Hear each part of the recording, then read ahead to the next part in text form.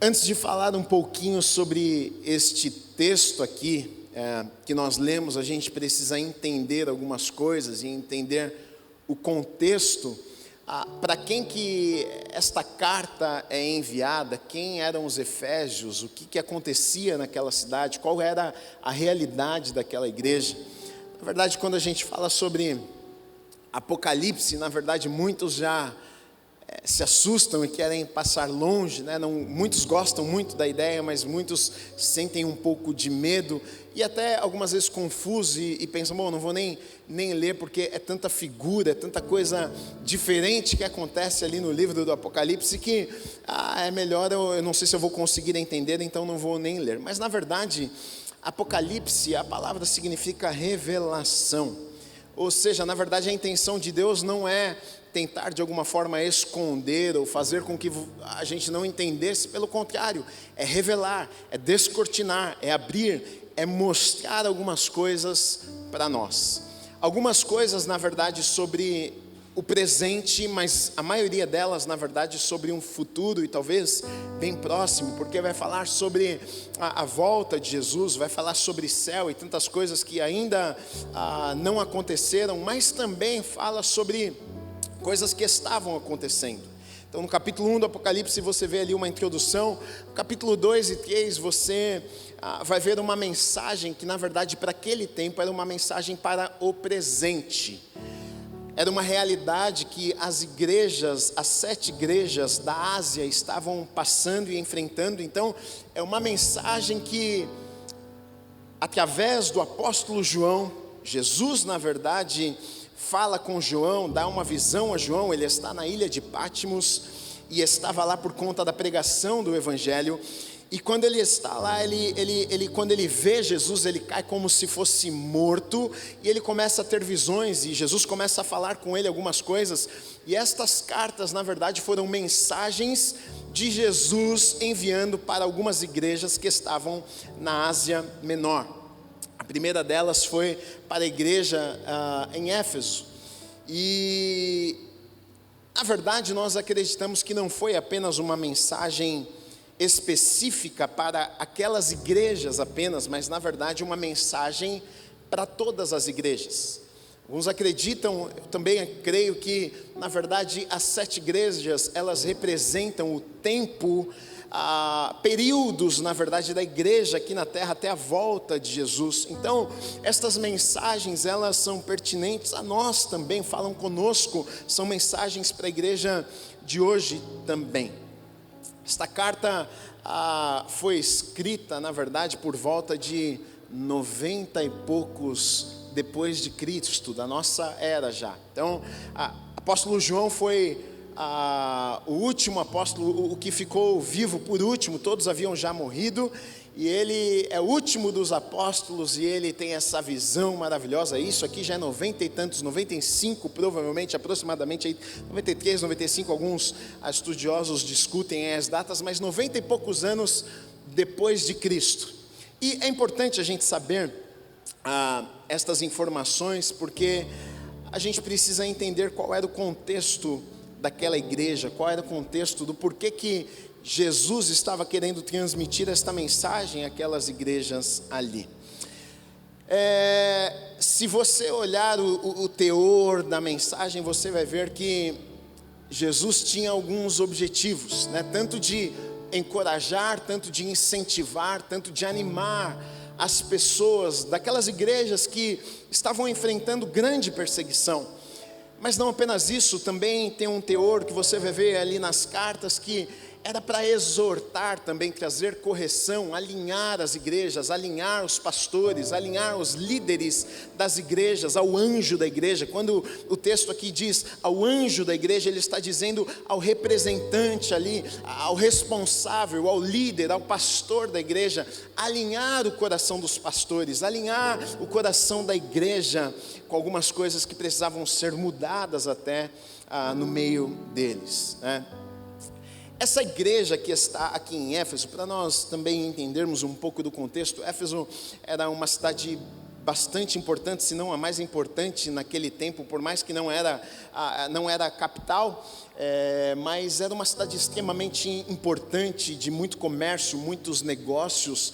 Ali em Éfeso tinha um grande templo de adoração à deusa Diana, e era muito conhecido, pessoas de todos os lugares iam conhecer este lugar, que a princípio aos olhos humanos era maravilhoso e grandioso, só que por conta de todas estas coisas, de adoração a tantos deuses, então ali existia uma cidade extremamente idólatra.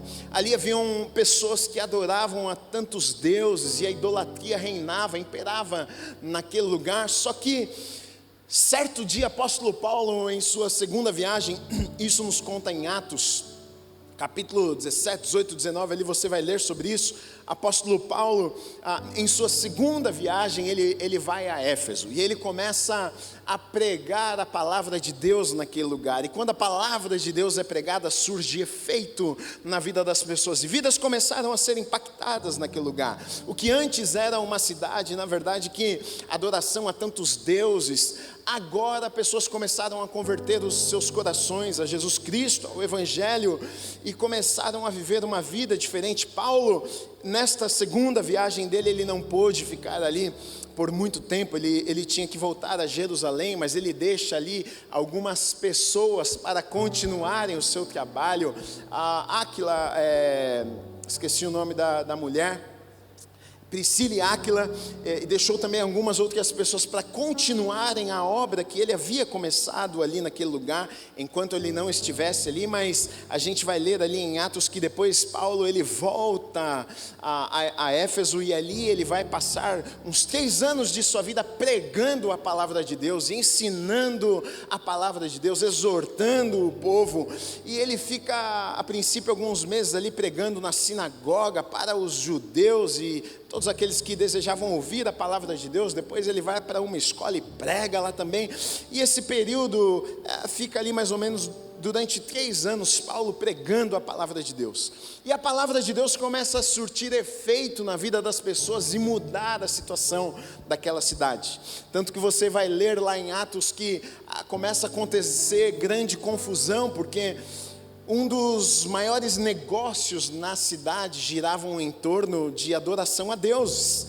Então os comércios que vendiam imagens e esculturas e tantas coisas, afinal um lugar extremamente idólatra, mas agora as pessoas estavam trazendo seus livros de magias na praça da cidade e queimando os livros de magias. Agora as pessoas já não estavam mais comprando imagens, agora as pessoas já não estavam comprando mais utensílios que serviam para a idolatria e oferecer a tantos deuses. Agora o comércio da cidade havia sido afetado de tal maneira que os comerciantes, eles se reúnem e eles levantam ali um alvoroço, eles querem prender Paulo, eles estão indignados porque os negócios agora iam de mal a pior. E é exatamente isso que acontece quando a palavra de Deus, quando o Evangelho chega, quando a boa notícia chega, causa transformação. Aquele que adorava outros deuses já não adora mais, aquele que achava que precisava de tantas coisas para sustentar a sua vida e trazer alegria e trazer paz,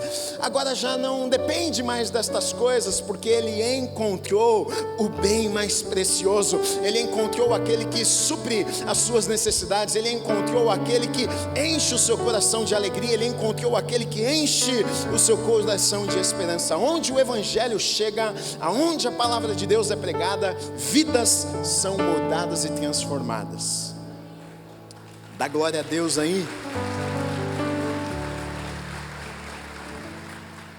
Paulo, ele escreve uma carta aos Efésios, provavelmente 10 anos depois, 60 e poucos, porque quando ele vai ali para Éfeso, provavelmente era no ano 52, 50 e pouquinhos, 10 anos depois de ele ter passado naqueles lugares e pregado a palavra de Deus, em 60 e pouquinhos, Paulo então escreve uma carta, epístola de Paulo aos irmãos que estavam em Éfeso. E o que Paulo vai fazer com estas cartas é encorajar aqueles irmãos. Paulo, devido às perseguições, Paulo também vai organizar as questões da igreja. Paulo vai ensinar aquelas pessoas como é que era ser igreja, o que é ser igreja. porque pessoas começaram a se ajuntar naquele lugar e se reunir e virou igreja, só que eles não sabiam o que é igreja, como é que faz esse negócio, será que tem ordem, será que não tem ordem? Então em sua carta aos Efésios, ele vai colocar tudo isso diante deles e mostrar a ordem das coisas, o porquê que a igreja existe, encorajar aqueles irmãos a continuarem servindo a Deus. Interessante que esta carta aqui que é enviada a esta igreja, que na verdade estas cartas percorreram todas as igrejas daquela região toda, mas em específico esta carta que é escrita aqui, enviada por João e dita por Jesus a João, ela chega na mão destas pessoas aqui, provavelmente 40 anos depois de a igreja ter começado ali. 40 anos depois de aquelas pessoas que haviam ouvido o evangelho pela primeira vez, se convertido a Jesus, tinham tido encontro com Deus verdadeiro, 40 anos depois, chega uma carta. 40 e poucos anos depois chega uma carta.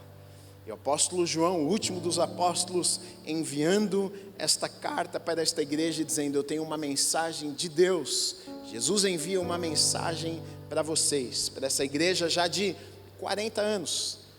10 vezes mais do que nós temos aqui, 4 anos, 40 anos de comunidade, 40 anos de igreja. Então Jesus tem algumas coisas a dizer àquelas pessoas, e me chama a atenção porque que na Bíblia a gente vai ver, até questão de tempo, porque o tempo muitas vezes nos ensina tantas coisas. Então a gente percebe uma igreja que depois de tanto tempo conseguiu conservar algumas coisas, mas perdeu outras coisas. E Jesus vai falar sobre isso com aquela igreja. Os primeiros capítulos ali, capítulo 2 e 3 vai falar era presente, para a realidade deles ali, mas que é uma realidade para nós também hoje. E o texto começa trazendo na verdade elogios. E eu acho interessante porque quando a gente ouve mensagens sobre as 7 igrejas do Apocalipse e tem as repreensões ali, em todas elas, geralmente a nossa ênfase, o nosso foco é na repreensão. E a gente se esquece das coisas boas que a gente encontra ali, Jesus falando sobre aquelas igrejas. E é verdade ou não é? Sempre é assim, acontecem 10 coisas boas, acontece uma ruim, você foca onde? Na ruim.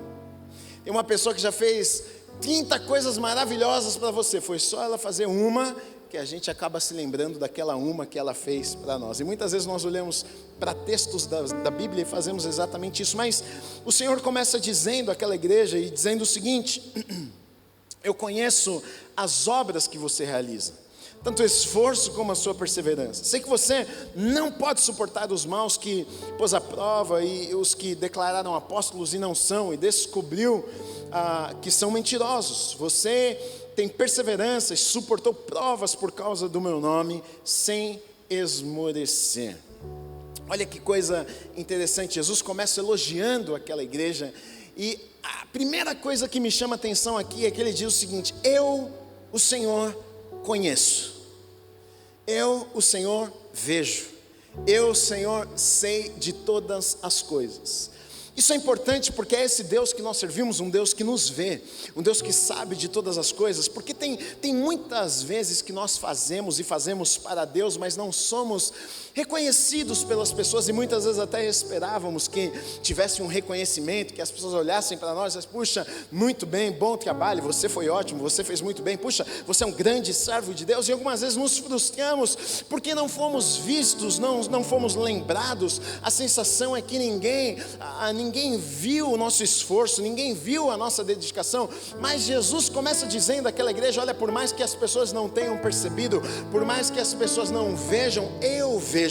vejo o esforço de vocês, eu vejo o trabalho de vocês, eu vejo a dedicação de vocês, eu vejo o empenho que vocês têm em não se desviar das doutrinas, eu vejo o cuidado que vocês têm com a palavra de Deus. E Jesus começa elogiando e falando estas coisas para aquela igreja. A primeira coisa o primeiro elogio que ele traz aqui, ele diz: eu tenho visto o esforço, o trabalho de vocês. E Jesus, ele está elogiando aqui. Então, se ele está elogiando, é porque ele vê naquela igreja que aquilo que eles faziam era algo bom. Então, vocês estão se esforçando, algo bom, ele diz. Eu estou vendo que vocês estão dando duro, eu estou vendo que vocês estão trabalhando. Então, na verdade, nos elogios aqui, a gente encontra princípios maravilhosos de Deus para as nossas vidas. Esforço, trabalho é um deles. Não, Deus não quer que eu me canse, não. Deus não quer que eu trabalhe, não. O que Deus quer é me deixar na folga, sem fazer nada. O que Deus quer, a maravilha das maravilhas, seria se Deus me desse condição para não fazer nada e ficar lá em casa. Não, Deus não aprova esse tipo de coisa. Ele está dizendo: não, eu vejo, eu aprecio o esforço, o trabalho de vocês. Vocês estão fazendo alguma coisa com aquilo que vocês receberam. Em muitos lugares da Bíblia a gente vê falar sobre esforço, sobre trabalho. Por exemplo, quando Davi está falando com o seu filho Salomão. Salomão é aquele que vai construir o templo, a casa de Deus. Davi traz algumas instruções. Ele diz lá em 1 Crônicas 28, 20: então Davi disse a Salomão, seu filho: seja forte e corajoso, mãos à obra, não tenha medo, nem fique assustado, porque o Senhor Deus, meu Deus, estará com você. Ou seja, Deus vai estar com você, Deus está nesse projeto, Deus está nesse negócio. Mas meu filho, eu vou te dizer uma coisa: vai com força, trabalha duro, faz o melhor que você pode fazer, e então Deus sim vai estar com você e vai abençoar este projeto. Mas mãos à obra, esforça-te, tem bom ânimo, vai para cima, vence todos os dias, e Deus vai estar com você. A segunda coisa aqui, perseverança, continuar. Eles não desistiram de fazer aquilo de bom que eles faziam. Depois de 40 anos de comunidade, de ministério, de igreja, eles ainda estão fazendo, eles ainda estão trabalhando, eles ainda estão lutando pelo evangelho. Perseverança, não desistiram, mesmo diante de perseguições, mesmo diante de dificuldades, eles não desistiram. E muitas vezes o que acontece nas nossas vidas é o contrário disso. Diante de perseguições e levantes e de coisas que nos desanimam, a gente para no meio do caminho, a gente desiste de fazermos a obra de Deus, de cumprirmos o chamado de Deus nas nossas vidas. Afinal, é muito cansativo, às vezes, afinal, é muito estresse, algumas vezes, afinal, a gente faz, e os inimigos se levantam, sim, mas ele diz: olha, vocês continuaram fazendo, passaram 40 anos e vocês não desistiram de fazer aquilo que vocês sabem que deveriam fazer. Eles se opunham àqueles que eram maus. Então a gente encontra aqui uma igreja, Jesus elogiando e dizendo: olha, vocês têm integridade, vocês têm caráter. Quando vocês percebem, quando vocês enxergam que existem maus, vocês confrontam, vocês não concordam, vocês não passam a mão na cabeça do pecado, do pecador sim, não do pecado. Vocês confrontam os maus, vocês não aceitam tudo. Não é que agora, pode fazer o que quiser, pode viva a maneira que você... Não, vocês não concordam, vocês confrontam as pessoas através da palavra de Deus. Vocês expõem aqueles que se dizem apóstolos, mas são falsos apóstolos. Veja o zelo, aqui a gente vê um zelo pelas coisas de Deus. Aqueles que se levantam para enganar as pessoas, vocês expõem estas pessoas, vocês colocam as claras para que todos vejam que eles não são de verdade, para que vocês não sejam enganados, para que vocês não andem agora numa direção errada. Vocês lutam por isso, vocês lutam pelas doutrinas bíblicas, vocês lutam pelo evangelho, e Jesus elogia todas estas coisas. Se eles expunham apóstolos que não eram verdadeiros apóstolos, a gente entende que aqui nós temos uma igreja até madura, com discernimento, que consegue enxergar além do que os olhos podem ver, que conseguem discernir aquilo que é bom e aquilo que é mal. Então a gente tem uma igreja aqui madura, uma igreja que tem discernimento, uma igreja que sabe quando aquilo é de Deus e quando não é de Deus. E na verdade aqui um grande problema nos nossos tempos, a falta de discernimento, de discernirmos aquilo que é bom e aquilo que não é bom. A falta de discernimento nos leva à destruição. A falta de discernimento muitas vezes nos leva a tomarmos decisões e fazermos escolhas nas nossas vidas erradas, que acabam destruindo a nossa vida, a nossa casa, a nossa família. Então uma igreja aqui que tem discernimento, que consegue enxergar além do que os olhos podem ver, tem uma percepção do mundo espiritual. Esse é de Deus, esse não é de Deus, esse está pregando aquilo que não faz parte da palavra de Deus e tentando enganar as pessoas. Uma igreja que tinha discernimento, tanto que no versículo 6 diz assim: mas você tem a seu favor o fato de que odeia, aqui mais um elogio, Jesus falando, vocês têm a favor, é muito bom que vocês odeiam as obras dos nicolaítas, as quais eu também odeio. Nicolaítas, na verdade a gente não sabe ao certo o significado disso aqui, mas alguns estudiosos vão defender a ideia de que nicolaíta, o próprio significado na verdade da palavra nico, conquistar, lau, pessoas, conquistar pessoas, alguém que queria conduzir pessoas, convencer pessoas, através da ilusão de levarem estas pessoas ao erro muitas vezes, e Jesus está dizendo, vocês odeiam as obras dos nicolaítas, dos enganadores, daqueles que tentam levar pessoas ao engano, daqueles que tentam induzir e levar pessoas a viverem um evangelho que não é o verdadeiro evangelho, e vocês odeiam isso, e ele diz, eu também odeio estas obras. Então muito bem para vocês. Lá em Atos, no capítulo 6 de Atos, a gente vai encontrar ali, Clemente de Alexandria, um dos pais da igreja, e ele fala sobre os 7 diáconos ali, e um dos diáconos era Nicolau, e Nicolau começou a pregar algumas coisas dentro da igreja, liberais demais, e acabou levando pessoas ao pecado e à destruição. Então a gente vê também essa figura ali em Atos de Nicolau fazendo isso, levando as pessoas ao engano, a não viverem as doutrinas corretas da palavra de Deus, mas levando pessoas a pecarem, levando pessoas a viverem uma vida libertina, de que a supervalorização da graça, né? Faça o que você quiser, viva da maneira que você quiser, e não tem problema, afinal os nossos pecados são perdoados pelo nosso Senhor, o sacrifício de Jesus, então não tem problema a maneira que você vive, e ensinamentos contrários à palavra de Deus sendo ensinados e levando pessoas ao pecado e consequentemente à destruição. Um outro elogio que Jesus dá àquela igreja, dizendo, vocês suportaram as provas por seguirem a Cristo, vocês continuaram firmes, porque andar com Deus não significa que eu esteja livre das provas, dos problemas, das dificuldades, das perseguições. Ele diz, muito bom, vocês suportaram, vocês resistiram, vocês continuaram. Só depois de Jesus trazer todos estes elogios, e diante de todos esses elogios, eu não sei você, mas eu penso, que igreja maravilhosa, que igreja forte, que igreja poderosa. Não se venderam, pregavam o evangelho de verdade, defendiam as doutrinas, lutavam, expunham aqueles que tentavam tirar as pessoas do caminho. Uma igreja relevante, uma igreja forte, mas Jesus, depois de trazer todos estes elogios, ele vem então trazer uma repreensão. E Deus é tão bom que no final, depois ele deixa uma promessa, ele não termina com a bronca.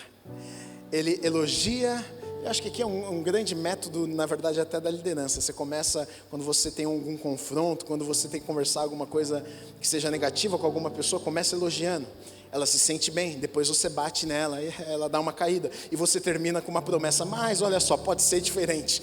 É o que Jesus está fazendo com aquela igreja. Ele fala elogios, ele elogia, o povo fica, glória a Deus. Ele traz a repreensão, aí o povo desanima talvez. E aí então ele lembra das promessas, e ele dá uma mensagem final. Mas ele diz aqui no versículo 4 assim: tenho porém contra você o seguinte: você abandonou o seu primeiro amor.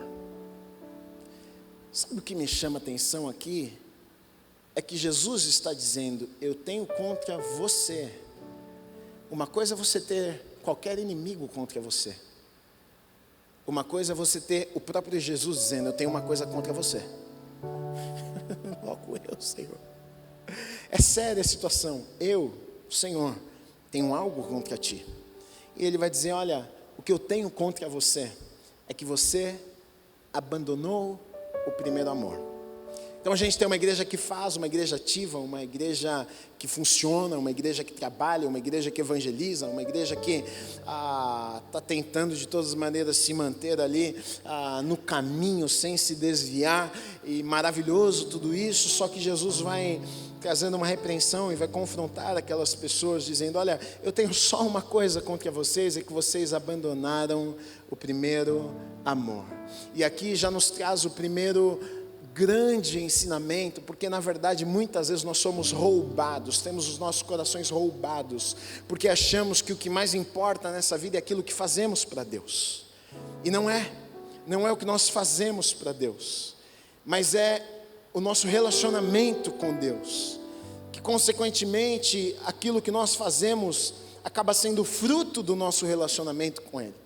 Então nós temos uma igreja de obras, nós temos uma igreja de gente que faz, a gente tem uma igreja de gente que está trabalhando, a gente tem uma igreja de gente que não esmureceu, que não desanimou, que está lá fazendo, e Jesus diz: sim, é maravilhoso tudo isso, mas só tem um probleminha, que vocês perderam o primeiro amor. Sabe o primeiro amor? Sabe aquele momento que você se encontra com o seu grande amor?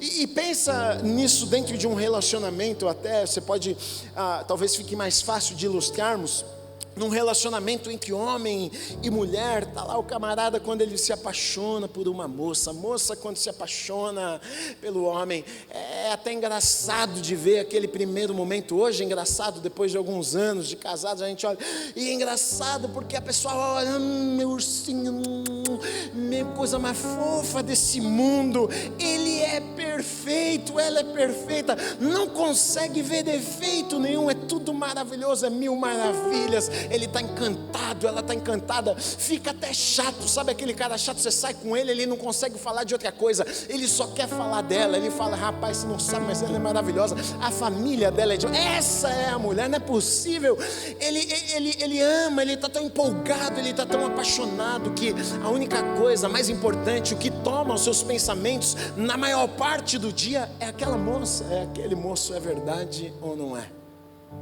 Mas muitas vezes o tempo, as circunstâncias, a vida acabam que muda as coisas. E aí aquele mesmo cara, aquela mesma moça com aquela empolgação, que se tivesse que deixar de trabalhar e até contar uma mentirinha para ajudar, ele faria qualquer coisa, mas o tempo passou, agora já não é mais da mesma maneira. Agora ela pede alguma coisa, fala: mulher, vai encher minha paciência, faz você. O que é que mudou? Aquela empolgação do começo, porque o começo sempre é assim, o início sempre é assim, aquela empolgação, aquela paixão, você faz a qualquer custo, você paga um preço. E é sobre isso que Jesus está falando: olha, vocês fazem, mas eu quero saber, cadê o amor, cadê aquela empolgação, cadê aquela paixão? E não é paixão pelas coisas de Deus, mas é paixão por Deus, porque quando nós nos encontramos com o Senhor, é verdade, não é? Você encontrou com o bem mais precioso, e diante deste encontro que você tem com Deus, nada mais importa importa, nada é mais importante. Agora você vai trabalhar, sim, o teu trabalho é importante, mas quando você se converte na hora do almoço, você corre em algum lugar, você tira um tempo para ler a palavra de Deus, porque aquilo enche o teu coração, aquilo te empolga, aquilo abre a tua visão para um futuro maravilhoso que Deus tem para você. Apaixonado pela presença de Deus, você ora, você levanta de manhã, você coloca os teus joelhos do lado da cama e agradece: Deus, eu estava perdido, Deus, eu não sabia o que era ser feliz, Deus, eu encontrei o Senhor, Tu és o bem mais precioso. E o que Jesus está dizendo àquela igreja é: cadê este amor, cadê essa paixão? Vocês não choram mais na presença de Deus. Olha um novo convertido quando entra na igreja, todo culto ele está chorando.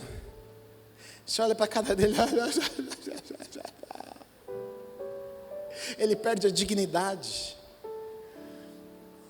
E o crente velho de igreja muitas vezes vem e parece um toco de madeira quando está na presença de Deus.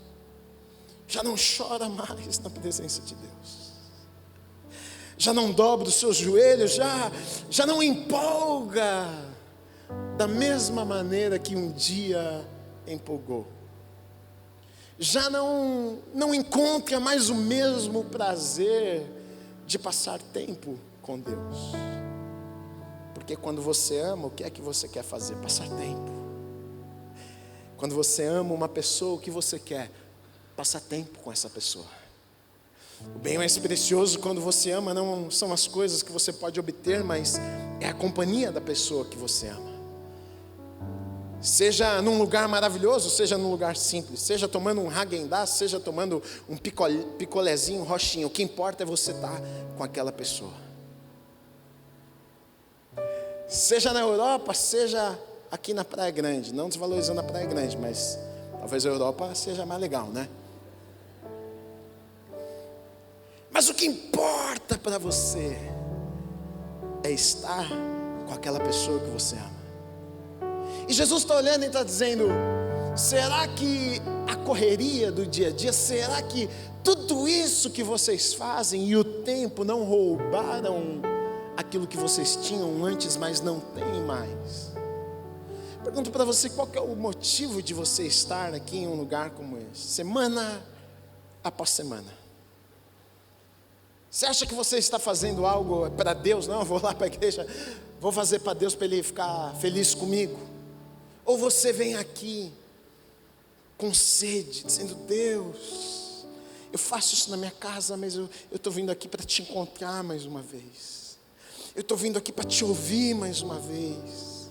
Eu estou vindo aqui porque eu quero sair desse lugar mais apaixonado pelo Senhor.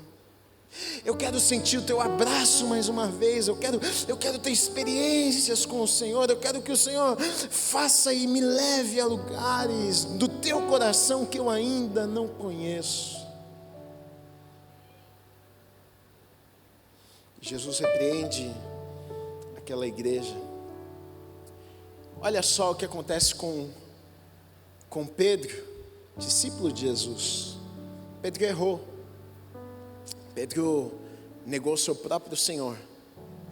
Discípulo de Jesus que andou com ele, mas o negou por 3 vezes.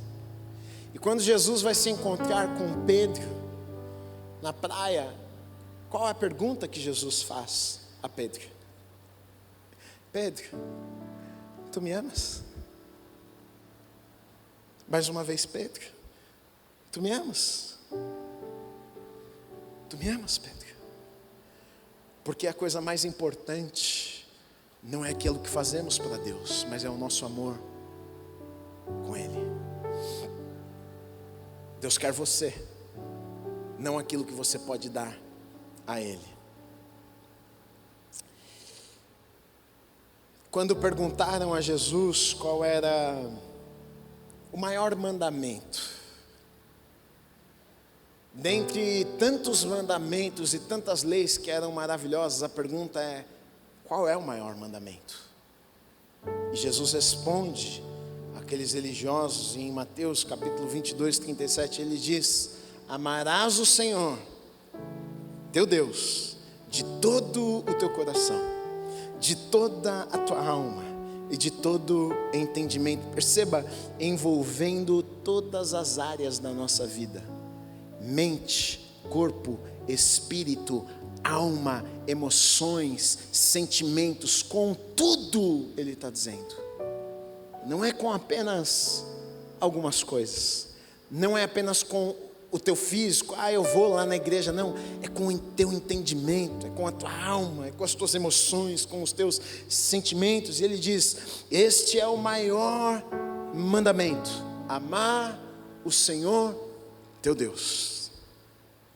Agora, se este é o maior mandamento, amar a Deus acima de todas as coisas, e não sei se você sabe, mas a quebra de mandamento constitui o pecado. Então, o fato de eu não amar a Deus acima de tudo, não é apenas um pequeno problema, no sentido de que, não, está tudo bem, de repente eu estou meio em crise no meu relacionamento com Deus, meu amor deu uma diminuída. Não, pecado. Se eu não amo a Deus acima de todas as coisas, eu estou pecando, porque eu estou quebrando um mandamento. E é exatamente por isso que Jesus vai dizer à igreja o seguinte: vocês precisam do quê? De arrependimento. Se não fosse pecado, talvez não precisaria de um arrependimento. Não, só ama um pouco mais. Mas Jesus diz para eles o seguinte: não, vocês caíram, vocês falharam, vocês erraram, vocês pecaram. Arrependam-se e voltem para o lugar onde vocês caíram. Então, o fato de não amarmos a Deus acima de todas as coisas constitui o pecado. Quando eu coloco coisas à frente de Deus, quando eu até gosto de Deus, eu até vou à igreja, eu acho muito legal, mas o meu trabalho é mais importante do que Deus. Os meus relacionamentos são mais importantes que Deus. Eu coloquei algumas outras coisas, prioridades à frente de Deus. Mas sabe o que é, Gui? Eu dependo lá do meu trabalho. Sabe o que é, Gui? É porque, na verdade, nos momentos que eu me sentia mais sozinho, aquele amigo, ele foi aquele que estava do meu... E muitas vezes pecamos porque não amamos a Deus com todo em nosso entendimento, com toda a nossa alma, com toda a nossa força, com as nossas emoções. Nós colocamos outras coisas à frente de Deus nas nossas vidas, esfriamos. Agora, pecado, ele esfria a paixão que temos por Deus. Se eu peco, se eu coloco coisas à frente de Deus, se tantas coisas são mais importantes do que Deus na minha vida, e eu peco por isso, o meu amor, a minha paixão a Deus, ela diminui. Jesus mesmo disse isso em Mateus 24:12. E por se multiplicar a iniquidade, os pecados, o amor se esfriará de quase todos. Por conta dos pecados, o amor esfriou. Então, na verdade, às vezes a gente pensa, não, só deu uma esfriada, porque, sabe como é que é, né? A vida é corrida, mas está dizendo, pelo acréscimo, pela quantidade de pecados, iniquidade, são muitos pecados repetidos, o amor se esfria. Quando Deus já não é mais importante, tantas coisas estão à frente de Deus. O trabalho é mais importante, o esporte é mais importante, a minha rotina e tudo que eu tenho para fazer na minha vida durante o dia é mais importante. E aí então esfriamos. Agora Jesus traz a repreensão e diz, olha, vocês precisam se arrepender e voltar no lugar que vocês caíram. Arrependimento, metanoia, mudança de direção. Você está indo para cá, você vira e vem para cá agora. Você se arrependeu, você muda as suas escolhas, você muda os teus passos, porque se arrependeu, você entendeu que aquela não era o melhor caminho, que não eram as melhores escolhas, mudou de sentido. Se arrepende, ele diz, muda o que precisa ser mudado. E ele termina depois com uma promessa promessa maravilhosa. Ele repreende, mas ele não repreende porque ele não ama, pelo contrário, ele repreende porque ele ama. E ele sabe, Jesus sabe que quando nós amamos a Deus, a gente passa a viver as bênçãos, a gente passa a viver o propósito de Deus nas nossas vidas, a gente passa a viver os sonhos de Deus. Quando amamos a Deus, quando a coisa mais importante nas nossas vidas não são as coisas, não são os ambientes, mas é a presença de Deus.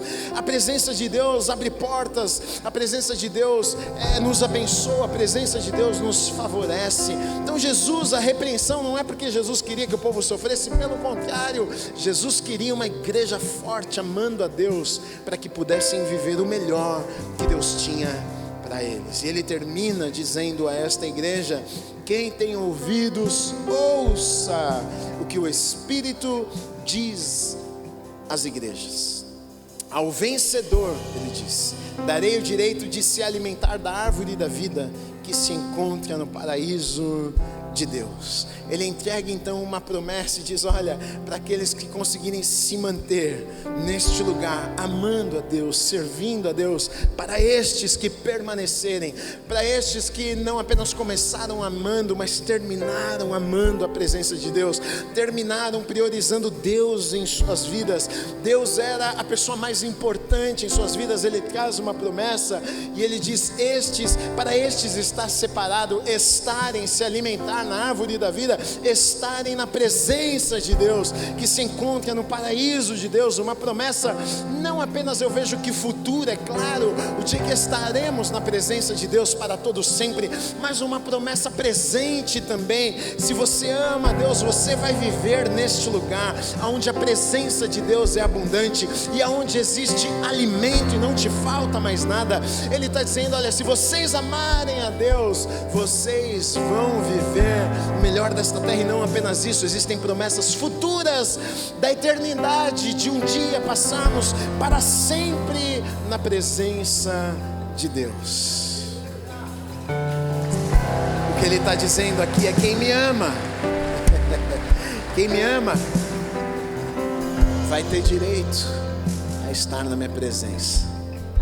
Aqueles que me amam têm o direito de estarem na minha presença. Então a minha pergunta que eu deixo para você nessa manhã é: o que é mais importante? O que é mais importante? É você vir à igreja toda semana? É você ajudar no ministério na igreja? É você fazer? É você pegar a Bíblia e dizer: não, eu vou obedecer todas as leis, eu vou fazer com força? O que é mais importante? Ou o seu amor a Deus? Ou quanto você ainda continua apaixonado pela presença de Deus? Não se esqueça do maior mandamento de todos: ame o Senhor teu Deus com todo o teu coração. Amém.